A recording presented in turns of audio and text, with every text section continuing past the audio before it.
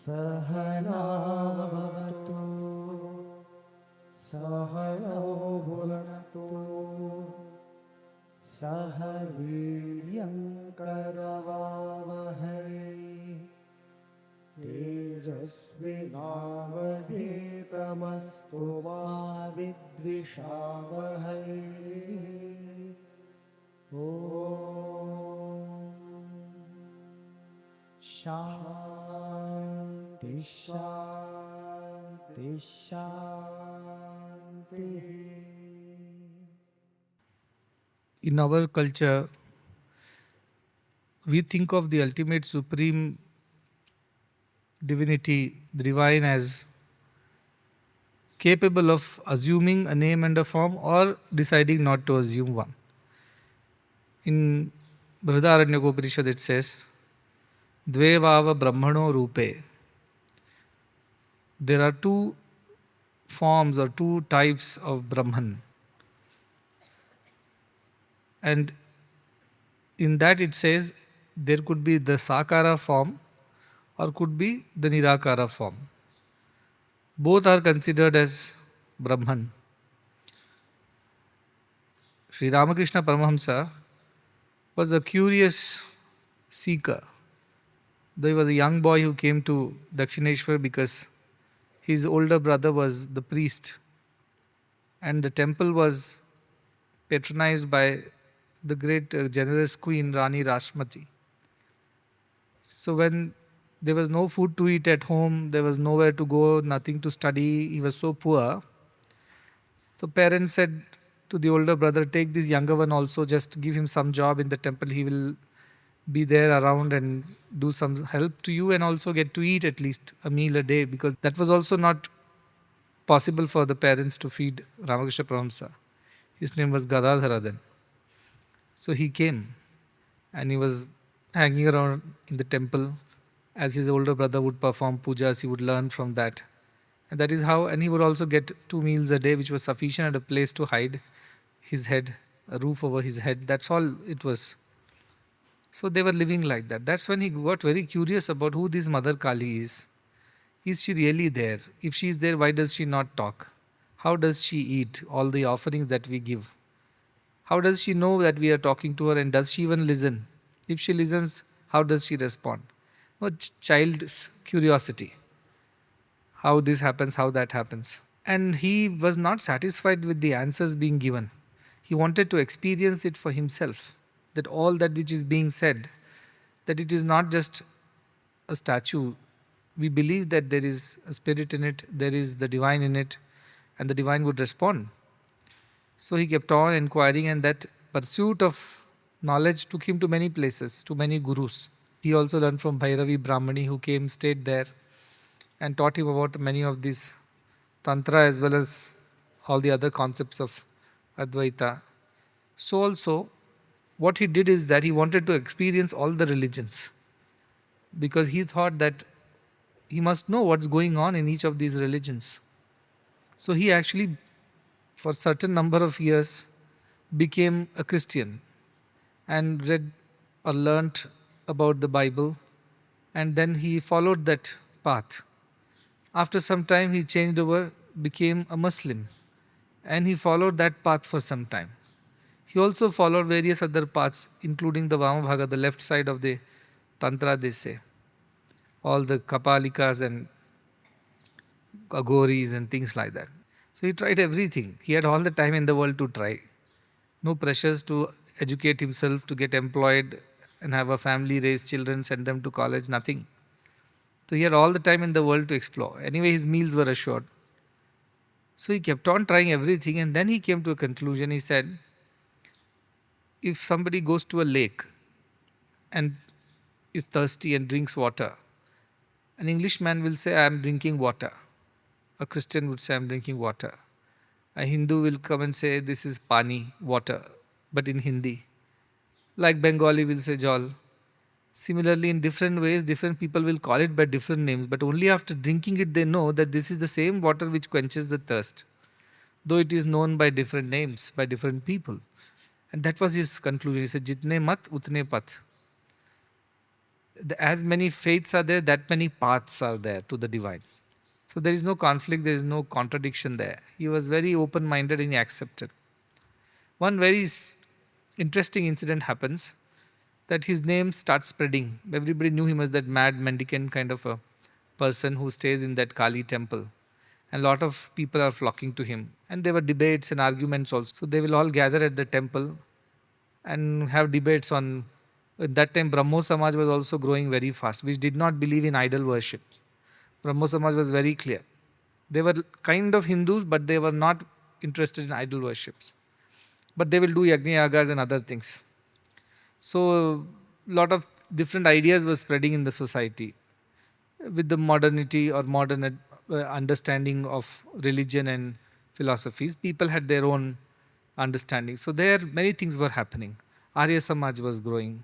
Brahmo Samaj was growing. Like that, many Samajas means the communities were growing around different philosophies. Some believed in idol worship, some did not believe in idol worship. Some believed in yajna yagas but not in idol worship. Some believed in idol worships but not yajna yagas. So all kinds of combinations and permutations. So all these youngsters, because Bengal was very educated at that time, they all were going here and there. Like Vivekananda also came in touch with somebody who was though a Brahma Samaji, but he was also inspired by Ramakrishna Paramahamsa.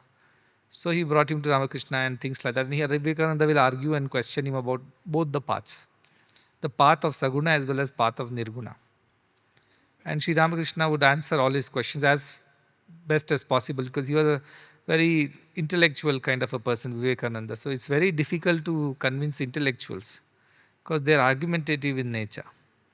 Whereas simple folks, innocent folks are easy to tell what is right, what is wrong. So at some point in time, it seems one sage by name Totapuri, he was also a very great Vedantin, Advaita Vedantin. So he also happened to come there. And then he looked at this young Ramakrishna and said, oh, there is some kind of a charm in this man and he's capable of so much.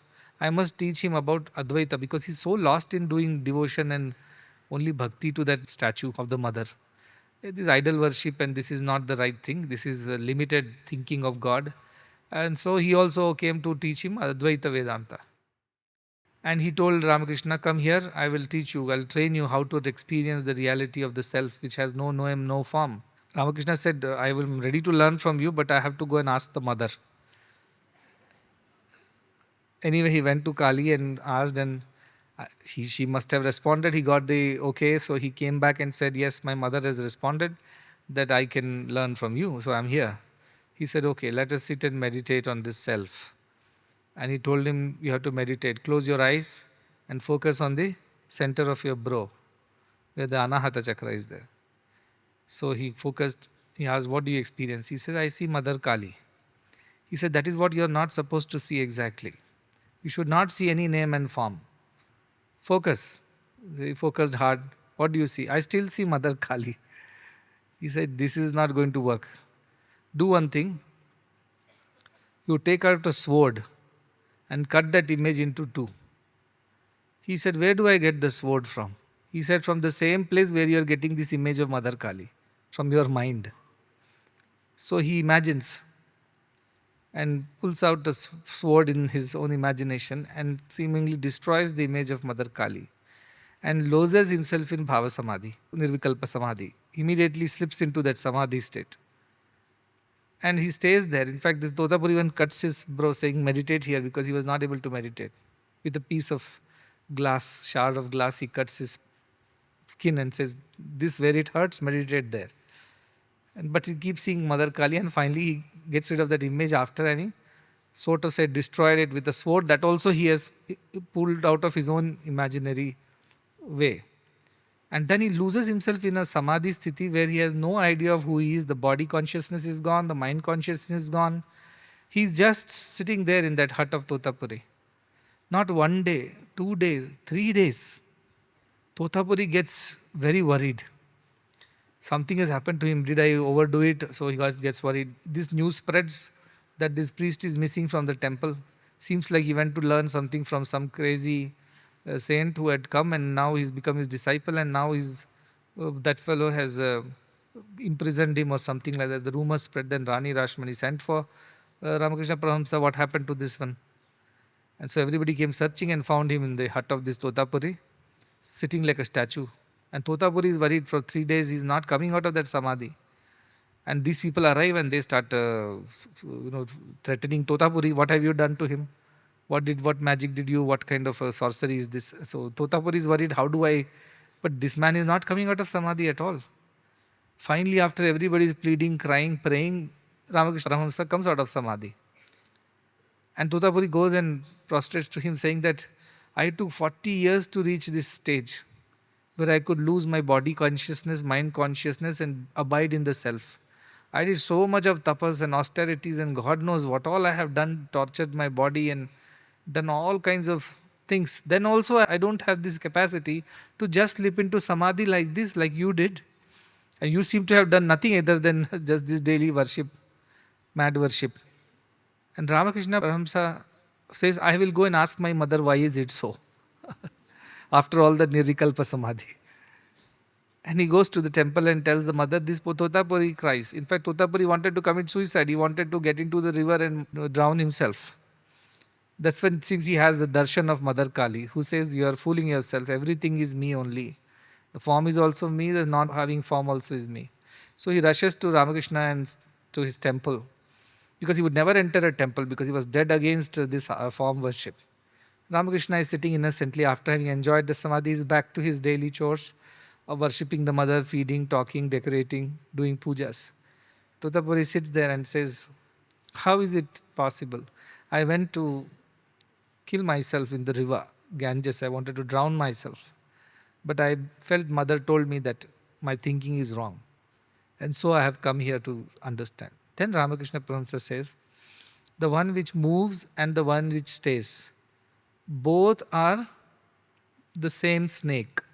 When the snake is steady, coiled, it is also snake only. When it starts moving also, it is snake only.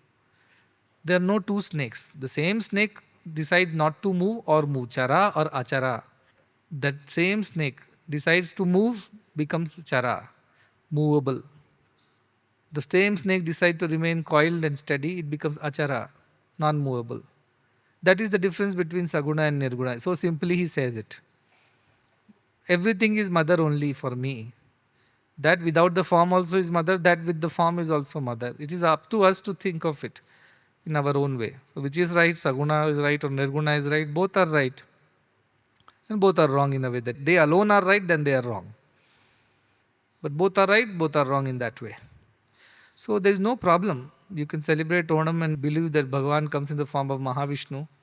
And even Bali Chakravarti exists in the Sutraloka and comes up every Onam. We still believe in that and we are happy celebrating in that. And we have no problem next day if we have to study Ashtavakra and believe that there are no forms and names. The original state of consciousness has no vikaras. No name, no form, no emotions, no attributes. That is the purest self. That also we can believe and be happy. And this is something that is so discomforting for all other philosophies.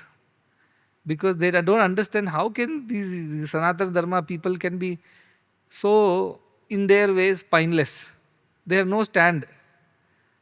They have no understanding. They have no clarity. They think like this. How come on one day they will say, yes, there is no form, no name, there is no need of any worship. On the other day, they happily celebrate all the festivals with all the forms and names and all the paraphernalia, and they again back to non-form next day. How does this happen? They think we have no idea, we are fools, we are ignorant, we are incapable of understanding any truth. We just are like, what they say, no, the tali ka bangan bolte hain. They keep rolling this way or that way as per the slope of the plate. The brinjal rolls either ways. So we are like that. We have no spine of our own, we have no idea, and we have no understanding, no standing. That is the other's opinion. But we are like Ramakrishna Paramahamsa. We are actually enjoying both. And we are happy in both states. Others may be happy only if they are in one state and not the other. But for us, both the states are fine. We are happy in both the states. At the end, how does it matter which way you reach? You reach the destination, right? That is most important. And we reach the destination every time. Which path is not our problem. We are not those who are so insistent that this is the only way we will reach. Otherwise, we won't go. No, we will go whichever way we need to go. As long as we reach the destination, that is more important. Reaching the goal is more important. The path is not as important for us. A doha is there, Kabir doha, which says, Jati na पूछो साधु की, पूछ लीजिए ज्ञान, मोल करो तलवार का, पड़ा रहन दो म्यान. Which means, don't ask the religion of a wise man. Which religion are you from? What do you know about God? How do you attain God? All this, if he can help you attain God, doesn't matter which religion he comes from. Jati na पूछो, which caste, which creed, which community you come from. पूछ लीजिए ज्ञान. Ask for the wisdom. Don't ask for his name, address, caste and other details. Ask for the wisdom of the wise. मोल करो तलवार का. Give value to the sword and leave the scabbard aside, in which the sword is kept, the sheath. What will you do with it? All these religions and paths and philosophies, and are these like the covers or the sheath or scabbard in which the sword is kept? That doesn't cut anything, however decorated it might be. The real stuff is the sword inside. Like that, these bodies, the religions, the paths are not the most important thing. Whoever can give you wisdom, it is fine. Learn from anybody. That is why Sri Ramakrishna learned from everybody.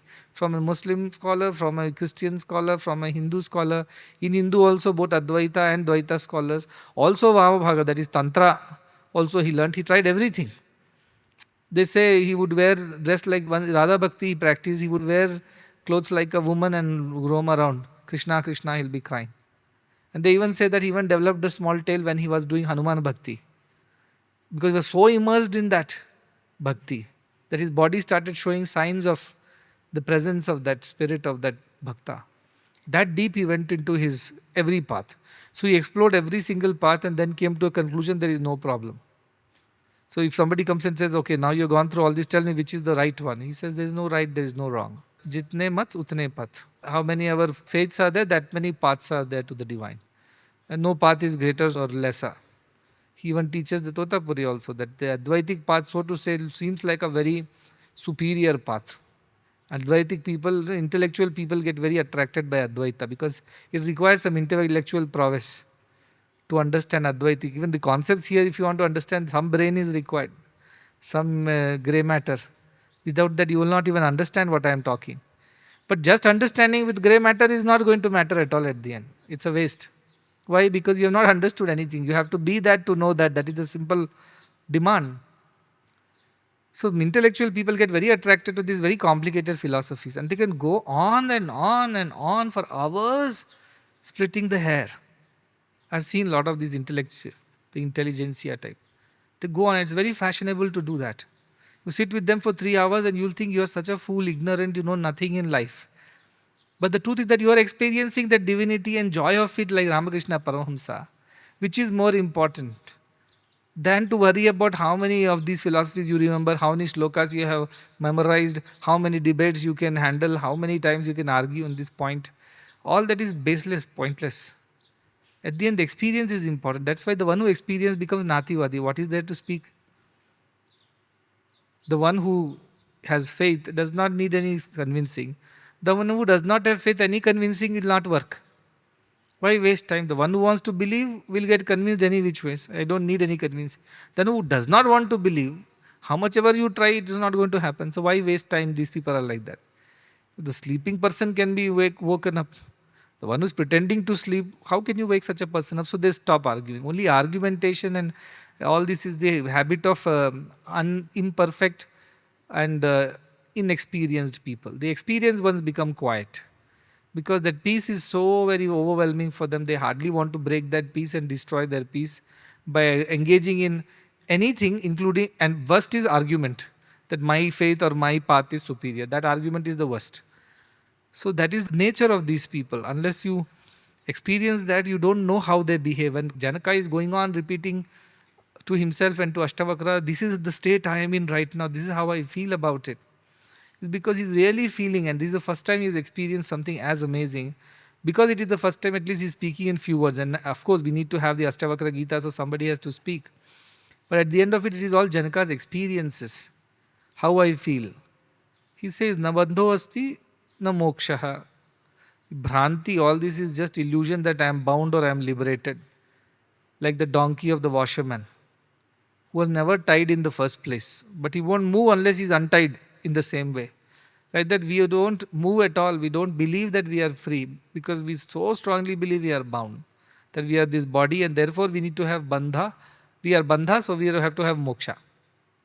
But the truth is that it's just an illusion that makes us think like that. So he says either nothing exists, he keeps on saying. Just like in a dream, nothing exists.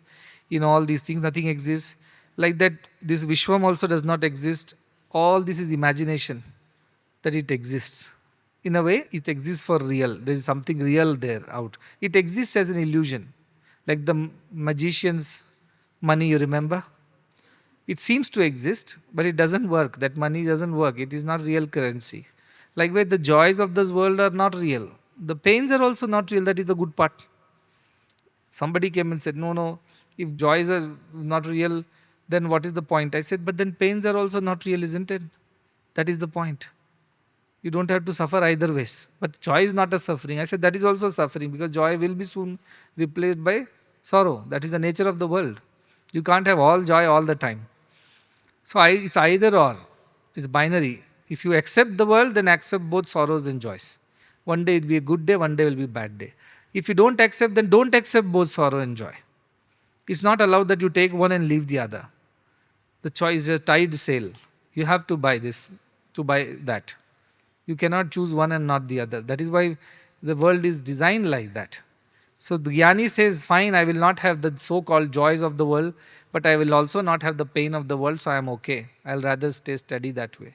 The Ajnani says, I want to have the joy of the world, I don't want to have the pain of the world, and keeps searching for that joy and avoiding pain. Whole life goes in the pursuit of dukkha nivrutti sukha prapti, avoiding pain and seeking joy. This is the whole life's affair of an Ajnani's affair. Remember, Dvasuparna Sayuja Sakhaya, Samanam Vrikshe Parishasva Jate, Tayoranyah Pippalam Swadavatti, Anashyan Anyah Abhichakashiti. Two birds sit on the tree. The one eats the berries, bitter and sweet. One day it is happy when it gets to eat sweet berries. The other day it is sad because it got a bitter one. And keeps suffering through this day in and day out. Whereas there is another bird that sits on the same tree up there, which does not eat any of the berries, which is simply a witness to everything. And that bird is always at the state of peace. It is not excited one day and depressed on the other day. There are no pluses and minuses. There is no fluctuation in state of consciousness. Then the lower bird looks up and thinks, how peaceful is that bird? I never saw that bird with joy or cry in pain. Always it is steady and pure. Why can't I be like that? It gets inspired. Dushtam yada pashyati anyamisham asya mahimanamiti vita shokaha, it says. When it puts a little effort to understand what is the state of the upper bird, why is it so peaceful, why is it not suffering one day and enjoying the other day? Something is amazing about that upper one. So it makes efforts to understand that. Till then it says, Anishaya, I am useless, I am no good.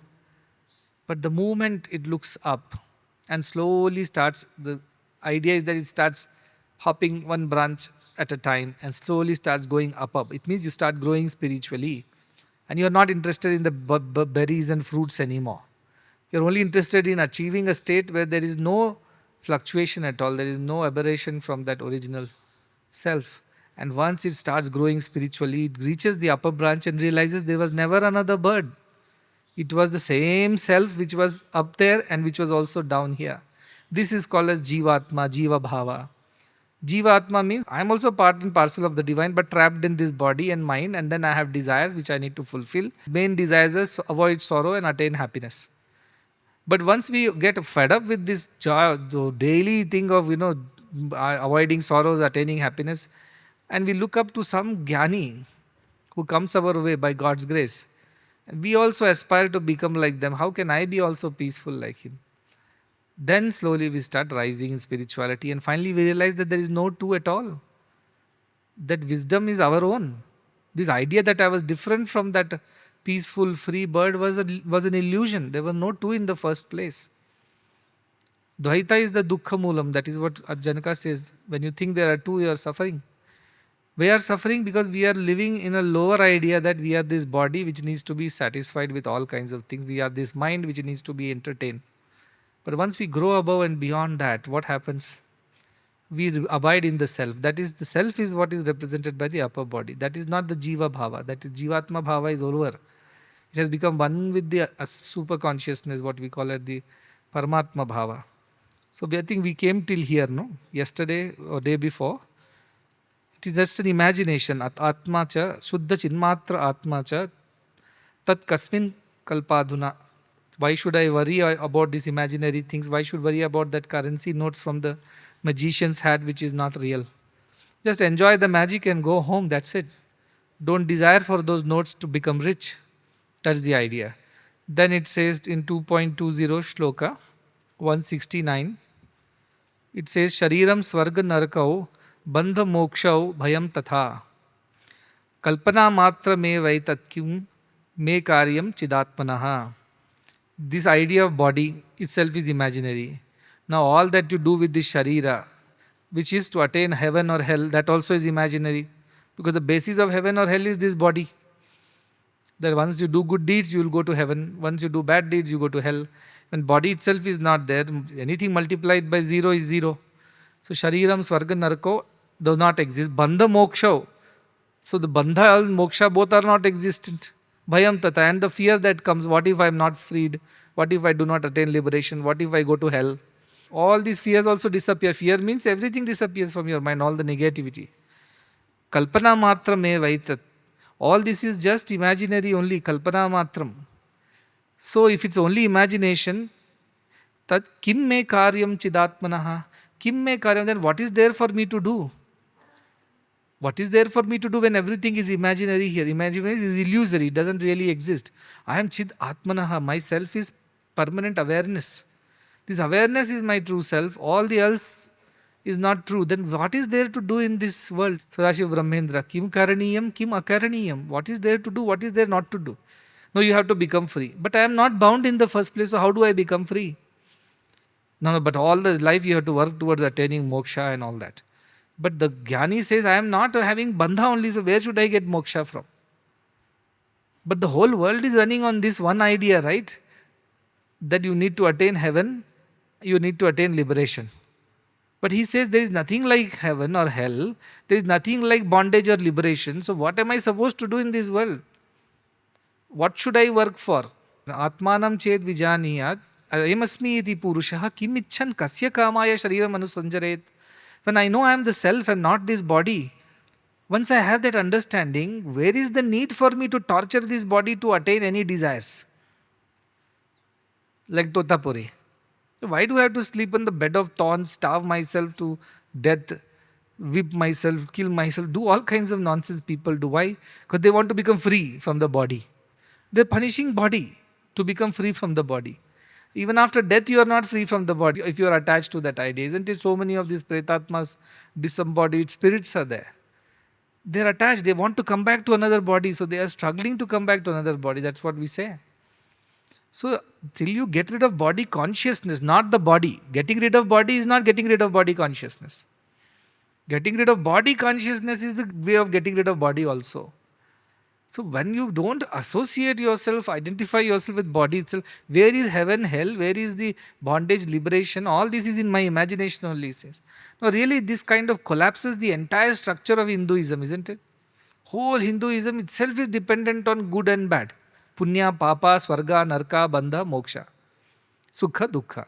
This is duality, this is the basis of all religions. If you remove that itself, then all religions will disappear, collapse.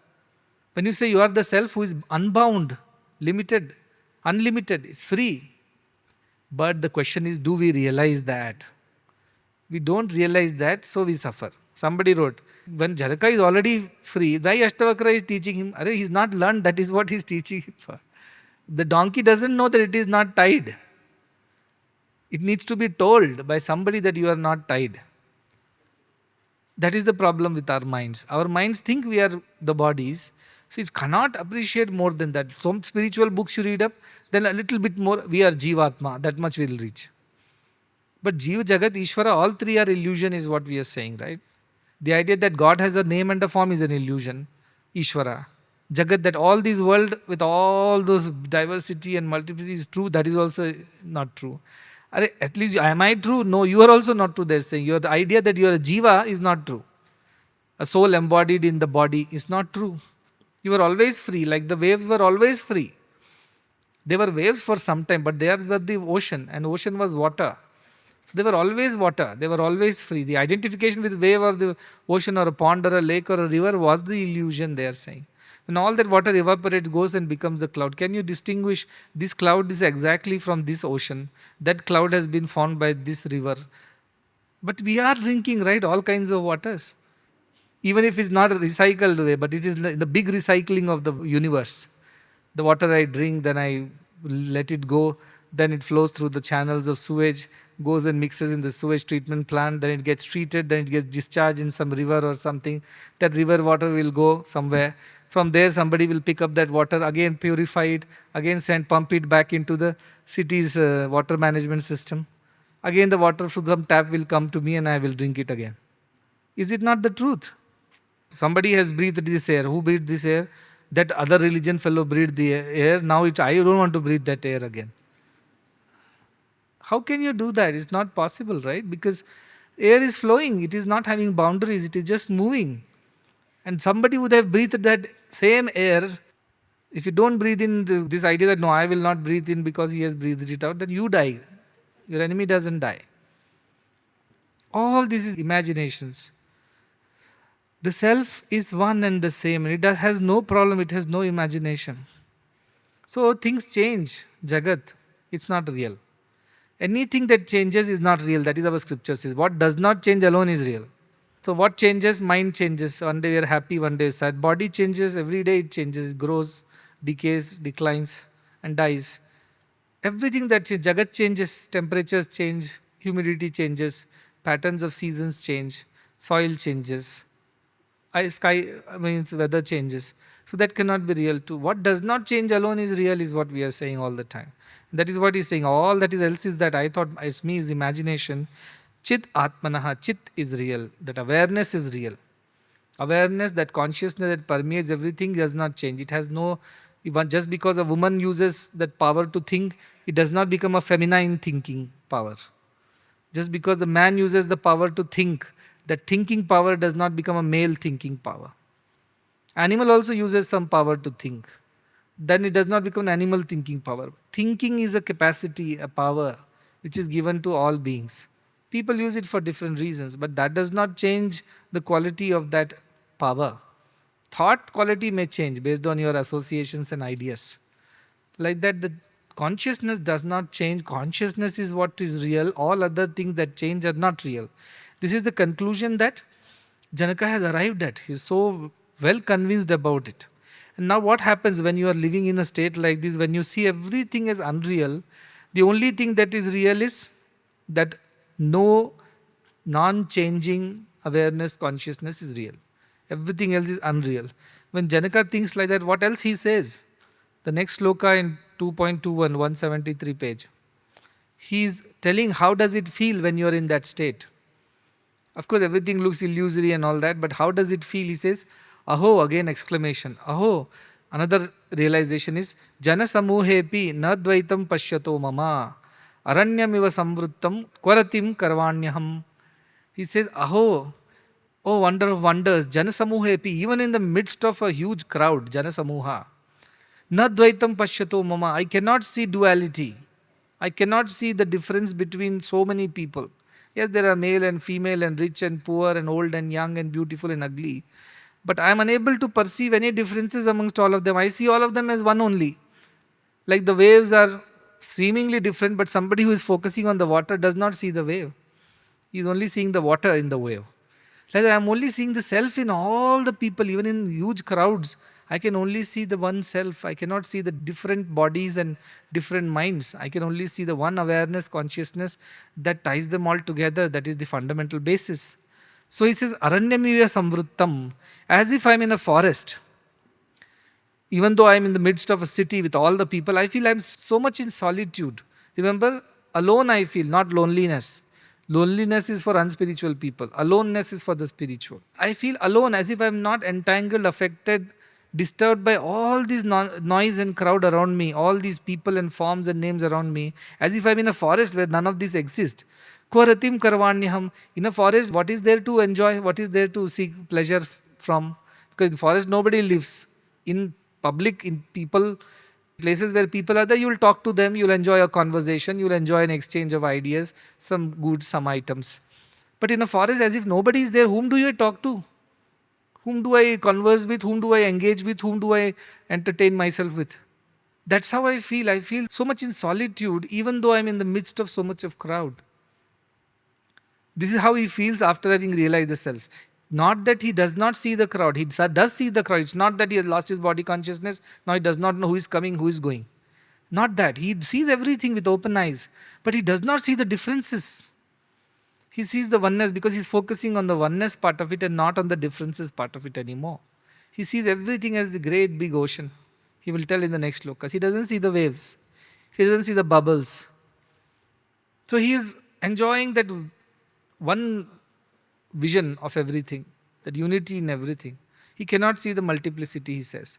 So what is there for me to go and fulfill what desire? If I see some other person as different from me, then there is a scope of conversing with them, chatting with them, having a friendship or a relationship, and then enjoying or suffering according to that. But where is the need for it? I feel as if I'm in a forest and nobody exists around me. I feel so withdrawn or whatever, so much in solitude. Many times we do feel like that, when our mind is lost into something. Even if people are speaking around us, we don't hear. Our ears are open only. But we don't hear a thing, as if we are not there. Students experience this all the time.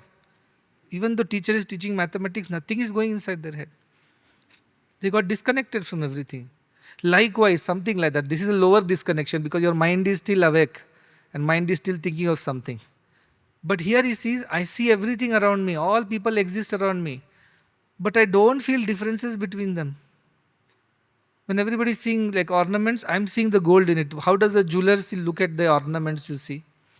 If you go to a jeweler, suppose your mother had gifted you a nice ring or a chain or something.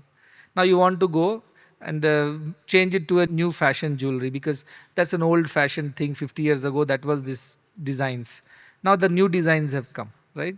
So you go to the jeweler. You want a new design. Does the jeweler bother? This is your mother's necklace from that day. How amazing, precious. No, how much is the gold weight? He'll ask. According to that weight, I'll give you another gold chain of a new design. I will exchange it. Does he care how emotional it is for you? That your grandmother gifted your mother gifted you, and now you have got this here. All that attachments and differences or whatever the background of it is immaterial to the jeweler. He is only going to weigh the gold and tell this is this many grams. For this many grams, you can exchange it with this particular new item. That's all. He is seeing gold. What are we seeing? Designs. What are we seeing? Inheritance. What are we seeing? The family, that heirloom of the gold. So many other things we are seeing in that gold. So many memories we are seeing in that gold. But the jeweler is not seeing any of it. He just sees the value of the gold and accordingly he will give you another replaced item. That's about it for him. What matters is what is the value, what will it cost him. Whether he'll make profit at the end of it or not. That's all matters to him. Likewise, a jnani is not disturbed by this multiplicity that he sees. Oh, he's a good man, bad man, beautiful woman, ugly woman, or our religion, their religion. Doesn't matter to him. He doesn't see all those things. He sees the value, intrinsic, inherent truth as the value of all existence. And he enjoys that. So he's saying, even in the middle of the forest, you have nobody around you. Likewise, I feel even in a bustling city full of people, I feel no difference. I feel there is no one around me. I alone am. The self alone is. That is the vision he has. In Bhagavad Gita, Sri Krishna explains about the qualities of the devotees. And then he says, one sloka I picked up from there, it is from the 13th chapter, I think. He says, Kshetra Kshetrajna Vibhaga Yoga. It is not written here. He says, Maicha Ananyena Yogena Bhakti Avyabhicharini Virikta Desha Sevitvam Arati Jana Sansadi. Which means, when people fully devote themselves to me in bhakti, means in the higher bhakti, I am not talking about the ordinary bhakti to Krishna's form. The para bhakti, Kshetra Kshetrajna Yoga, this is. The field and the knower of the field. Remember from Bhagavad Gita, the body and the self that knows this body, the consciousness that knows this body, that is it. So once somebody is dedicated, devoted to the consciousness, ananya yogena, continuously remembers and contemplates.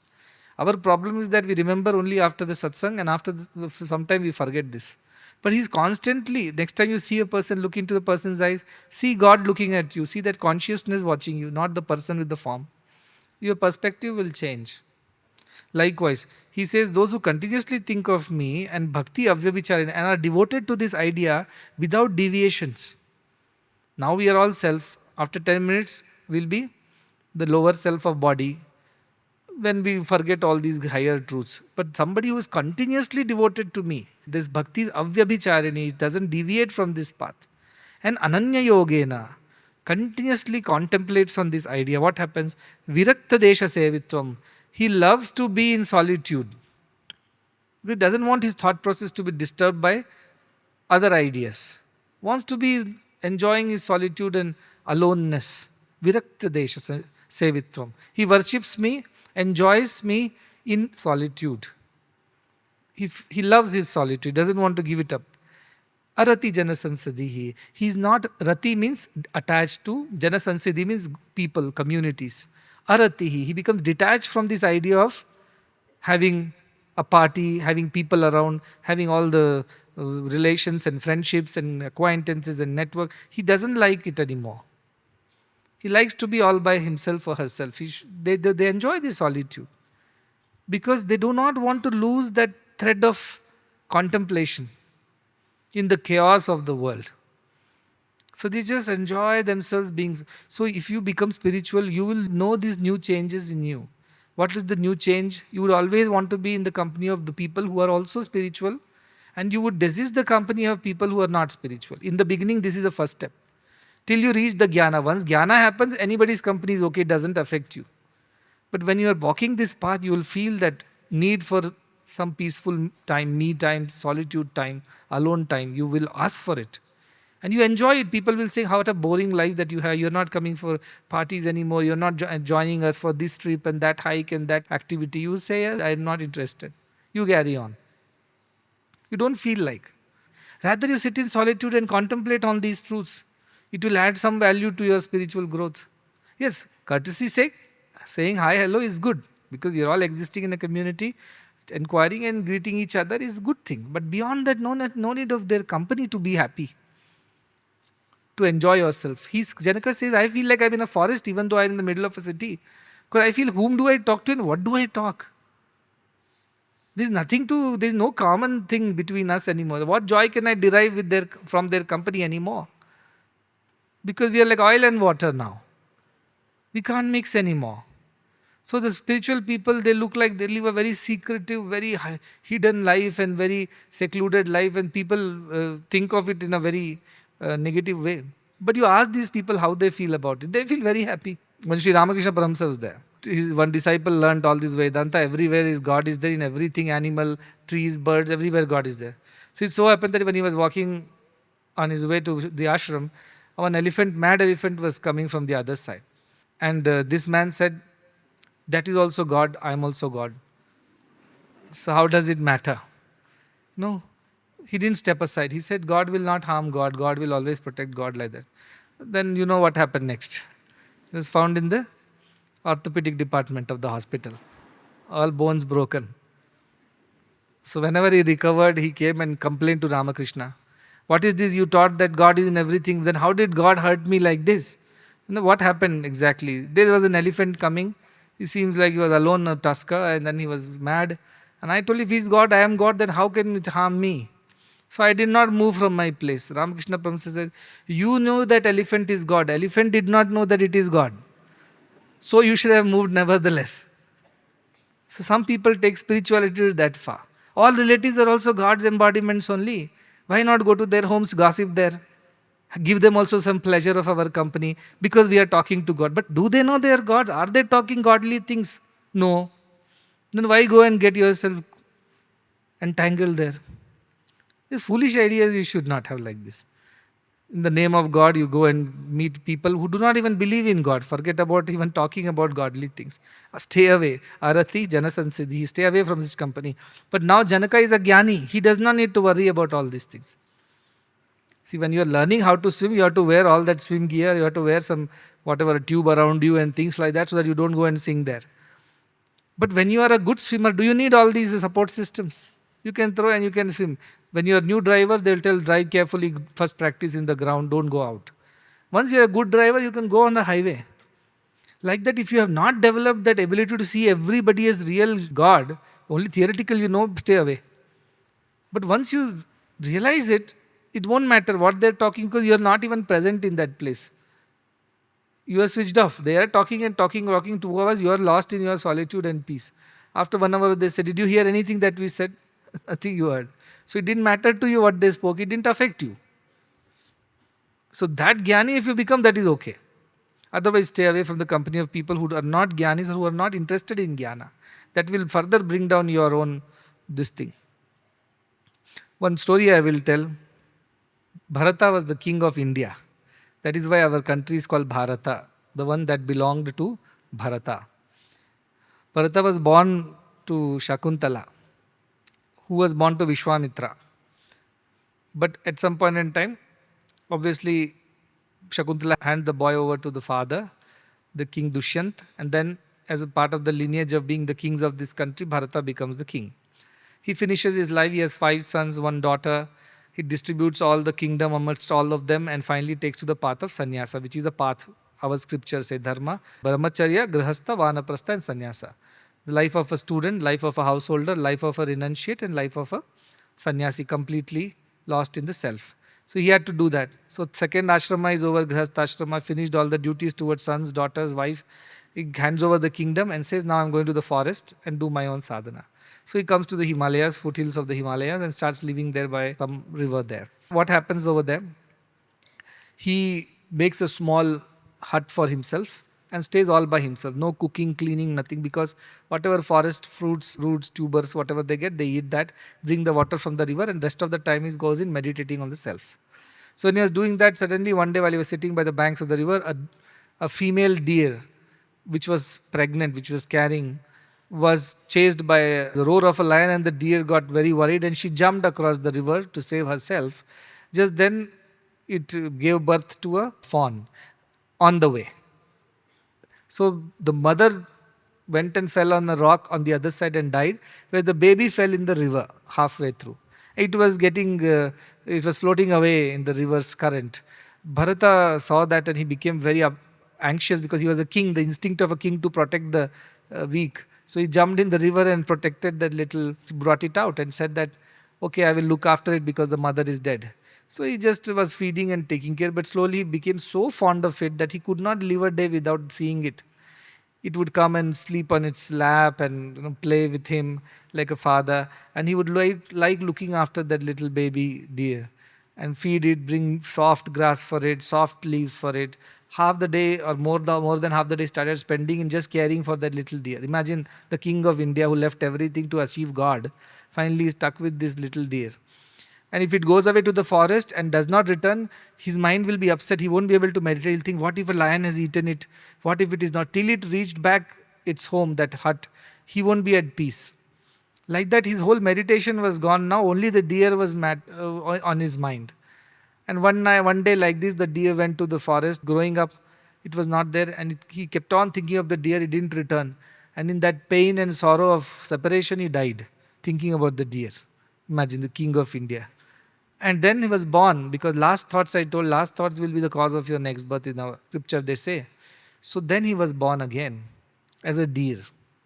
This deer, because it had also some spiritual knowledge of Bharata, while it was born an animal, it found its way to a Rishi's ashram near Gandaki river, near Haridwar, and started living there, eating only dry leaves like a sadhaka, and listening to the Veda mantras and the chanting and the knowledge of the Rishis. Again, all the memory of its past came back to the deer. It could remember all the jnana that it had and also the mistake that it made of getting stuck with the deer as the king Bharata. Anyway, as time passed, the deer died and was now reborn, because the last birth is a human birth before you go to God. That's what we say. So in the human birth, this time Bharata was given a birth in the family of a Brahmin, and he was born to the second wife of the Brahmin as a twin child.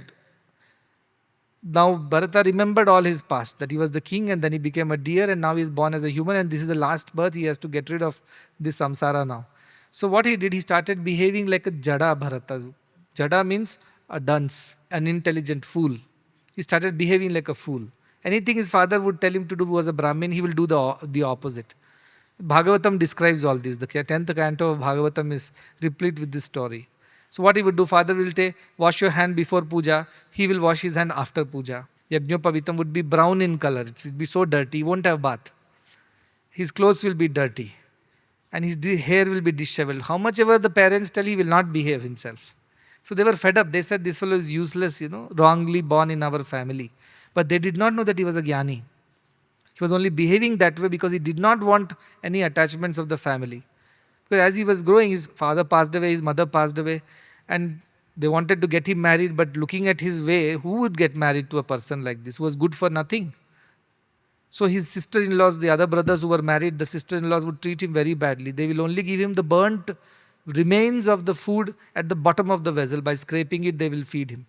Or that which is already gone stale, they will give him, in which insects will be there. That is how they would treat him, and also make him work like a slave. Send him to the farm and make him stand there like the scarecrow whole day in the hot sun and rain. And when he comes home, they'll give him only this leftovers, burnt food. But he never complained. He never said no to anything. He just lived because he was just waiting to finish the birth somehow without getting entangled. Naturally, there was no marriage possible because the way he was behaving, there's nobody would marry him. That was his strategy, so that nobody entangles him like that. So he lived like that. It seems it so happened that once he was guarding his farm, a bunch of thieves who were looking for sacrificing a man to the goddess, they were looking for somebody, some human being to be sacrificed. So this gang of thieves saw this Jadabharata. They thought, tonight we will sacrifice this man. He's a well-built, muscular fellow. Good goddess will be very happy. In those days, these sacrifices was quite common, even human sacrifice. Not only in all cultures of the world, I've seen these human sacrifices were there. I'll come to that, why do they do. But that night, they caught hold of this fellow before he could go home and imprisoned him and gave him a good bath and cleaned him and put flower garlands and things like that and took him to the temple to sacrifice him. And when they took him to the temple, goddess Kali, who was there as a statue, to whom they were offering him, she got very upset. Because Jadabharata was the king and a great jnani. These fools, these thieves and thugs did not know. So it seems she became alive, and with her all other sevikas who are there, the servants of Mother Kali, those other goddesses, they butchered this gang of thieves. And Bharata was saved. And Bharata again did not know what to do, so he went and sat under a tree. It was already dawn. The king of that place, by name Rahugana, was passing by. But he is one of the palanquin carriers. The bearer of the palanquin was little old and was not able to bear. He was tired. So he told, look for some young man who can bear my palanquin. So the servants went searching and found this fellow sitting somewhere. And they thought he's a very able-bodied, well-built, let us take him. So they told him, come, king is calling because he needs to go to meet his guru and you need to carry him. He has no such thing like I will do or I will not do. He was dunce. So just went there and started carrying the palanquin. But half the way through, the palanquin was shaking too much because the Jadabharata was always trying to save stepping on any insects which were crawling on the path. So he would be skipping, jumping, hopping. The whole palanquin was shaking. So the king gets very angry. And there are nice remarks. He makes sarcastic remarks. Oh, you are a very old man. You have no energy. You have no balance. That's why you are not able to carry the palanquin like that. He curses him by so many ways, shouts at him. But no response, this Jadabharata. He is just quiet. He is calm. He is doing what he has got to do without even bothering about all the accusations, curses and all the kind of bad words that the king uses. He then never feels insulted. Then finally the king gets very angry because when you are shouting at somebody, you expect them to react, right? You expect them to feel bad, but this fellow is not responding. Then king's very, very well. Finally Bharata speaks. Whom are you cursing? The body? The body is not me. So I am not bothered about you insulting my body. Like that he starts a discourse on not being the body, not being the mind, not being the emotions, not being the lower ideas of worldly existence. King is shocked because he was going to his guru's place, and here is a person, seemingly a dunce, an unlettered, uncouth villager, who talks to him like this with such jnana. Then the king gets down from the palanquin. Finally, Bharata reveals that I am your ancestor, Bharata. This is what happened to me. And now I behave like this because I don't want to get entangled in of the worldly things. This is my way of avoiding the world and avoiding people and relationships and all the entanglements. So I just want to attain the self. And finally, of course, Jadabharata gives him all the wisdom and leaves the body and attains the self, they say. But the king of the country also took 3 births because of the mistake of wrong company and wrong ideas, wrong thoughts. So the idea is that the person who becomes jnani would be like Jadabharata, not being dirty or unwelcome, but being detached, not interested in getting entangled in any of the things of the world. They are like that by nature because they know all this is not real. What am I going to do with it? Why do I need to get involved and entangled? Already this bandha is enough, that I am still in the body. Now this body also should be put to use to get into relationships and marriage and children and relations and family. Where is the end to it? So that such a person remains detached. Arati janasansiddhi. That is what here also says. Kvaratim. What way should I get entangled in this thing? It looks like a forest to me here. I don't see human beings here. Just forest. Why should I get entangled in all this? So I do not want to be involved in this anymore. Like that kind of vairagya is what he's talking about. That is the beauty of a jnani. See, he doesn't have to run away to a forest. Wherever he is, that itself becomes like a forest to him. Because his mind is so detached and he's not interested in seeking out more people's company, trying to enjoy the pleasures of the world through the body or the mind. He has no such interests. For the ordinary folks, he will look like such a disinterested fellow. What is the use of such a life and things like that? It seems an old man lived for 100 years. And a journalist came to interview him saying that, what is the secret of your long life? He said, I don't smoke, I don't eat non-vegetarian food, I sleep only 4 hours a day, I have not married and I don't have all the children and all that, so my body's energy is preserved, and I follow discipline of yoga, 1 hour in the morning, 1 hour in the evening, I eat only boiled sattvic food. Then this man said, why did you live for 100 years? What is the use? You didn't enjoy the world, you didn't enjoy family, you didn't enjoy food. So the people of the world will look at the jnani like this. Why are you even living?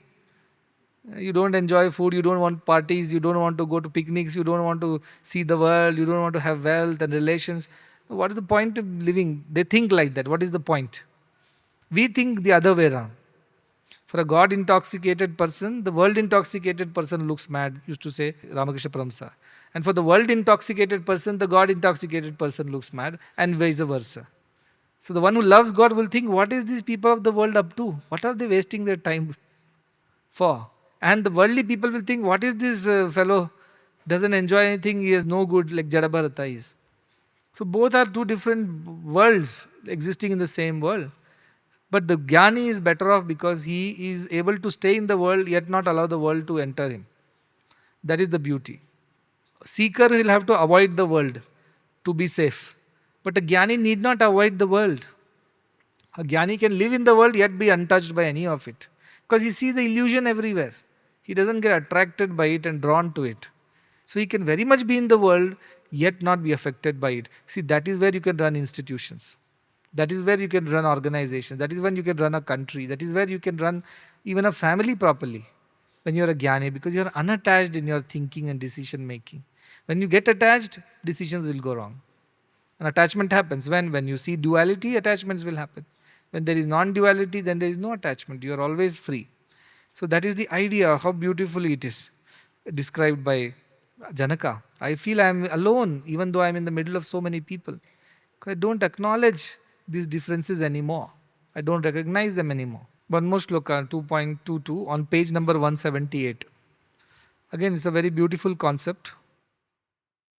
He says, Naham deho name deho, jivo naham aham hi chit, ayameva hi me bandha, asidya jivite spruha. Very powerful shloka and very important. He says, Naham deho. Now, till now, we have understood I am not the body. That is what is the truth of the scriptures. Body is an instrument, it is an illusion that has been given to us, but I am not the body. So, the first part says, Naham deho, I am not the body. But then the other idea is, Name deho, the body is not mine also. See, generally we think I am not the body is mine. That is the thing. He says the body is mine also is a wrong notion. That also is some kind of attachment only, right? You're acknowledging the existence of the body if you say body is mine. You're not acknowledging the unreality of it anymore. You're feeling it's real and it belongs to me. Yes, I am not the body, half the truth. Body is also not mine is the full truth. Because body itself is an illusion. That idea that body is mine, I am not the body, it's also not full jnana, it is only half jnana. And the idea that jiva also I am. That okay, now body is not there, understood, but jivatma is there, the self is there, that spark of divinity is there. He says that also you are not. Jivo naham. Aham hi chit. I am only the awareness which permeates the body and this jiva bhava. I am neither the jiva bhava that I am somehow separated from God and I have fallen into this body and now I am dwelling inside the body. Though this body is not mine, and though I am not the body is mine. And in that I dwell. That idea itself is wrong, he says. When the sun is shining and in the water, it appears that sun is in the water. But it doesn't really happen like that. The God, one God which is in all of us, it looks like we all have our own piece of gods. That is jiva bhava. Like in every wave of the river, you can see the shimmering shine of the sunlight. And we think they're all different. No, they're not different. The idea that I'm not the body, good, you got it. But body is mine also is wrong because the body's existence itself is unreal. In the dream, like in the dream. In the dream, there is a person. Let's say you see yourself in the dream. Is that body in the dream real? You'll say no. Is that you in the dream? You'll say no. I'm here sleeping and dreaming. The one in the dream is not me. It appears like me because it has all the features and like me. But is it really existing inside my dream? It doesn't exist. That way you should think of the world is saying. That it appears that world is non-existent, so nothing belongs to me here. I do not belong to nothing. I am only the pure awareness. Even the idea that, okay, beyond body and mind, I am the Jivatma, that also is a wrong idea. Your awareness, consciousness only all the time. That is so powerful because it's a very subtle difference, Half of us will feel very happy to say, yes, I am not the body, I have got it. But body is mine because still we are interested in our bodies, no? So we still think body is mine. Now he is saying, no, body is also not yours because body is not. It's not existing. Asti, bhati, priyam is your existence. Nama rupa is not your existence at all. So where is the question of you are not being the body or body being yours? Both do not exist, he says. When the rope was seen to be like a serpent, did the serpent exist in the rope? No, it was not there. So you will say, yes, rope is not the serpent. But you will say, but serpent, the idea of rope in the serpent was unreal. He's saying, and if you think that serpent was there and now it is not there, both ideas are not true. You think that serpent was there, that is also wrong. Now you will say there is no serpent in the rope. No need to mention is what he's saying. Somebody comes and says, there was a rope, there was a serpent, now that serpent is not there. No, both ideas that you saw something and you're not seeing that anymore, both are wrong, he's saying. Likewise, subtly we think that body is not me, but body is mine. That also is not true. Let us not acknowledge that also, he's saying. Because the moment say body is mine, it becomes your responsibility now. Somehow you feel associated with it. Subtly you still feel for it. You care for it. You try to somehow be nice to it. Remove that idea. There was never a serpent. So now don't worry whether the serpent was there and now you don't see it being there. He says both ideas, do not bring the idea of positive or negative at all into your thinking about your existence. Giving importance to the idea of body itself is wrong. That is why he is removing this whole idea from our head. And he says, Jiva Bhava is also not. Ayam eva hi me bandhaha. This was my bondage all this while. What? Asidya jivite spriha. Because I always wanted to go on living like this Jiva. Preserving my body, preserving my existence as this person with a body and the identification with it. I was so desirous to be existing like a body. That is the reason why I was stuck all this while. The moment I say I have no attachment towards this body, I am free suddenly. A lady, she is 97 years old, some Asian lady. She got a lot of inheritance from her husband after he passed away. You know what she did with all that? She tried to remain young. all makeup, false hair, fake eyelashes, all kinds of makeup, and every day she would dress up, and 20 people will help her dress up in new dresses, matching the shoes and bags and all. She's Malaysian lady by the way. And then the journalist, she became quite viral because every day she'll come up with a new get up. At 97, who dresses like that? So one journalist asked, why do you do this? Do you feel happy doing this? She says, I don't know whether I feel happy or I don't feel happy. I just don't know what else to do every day.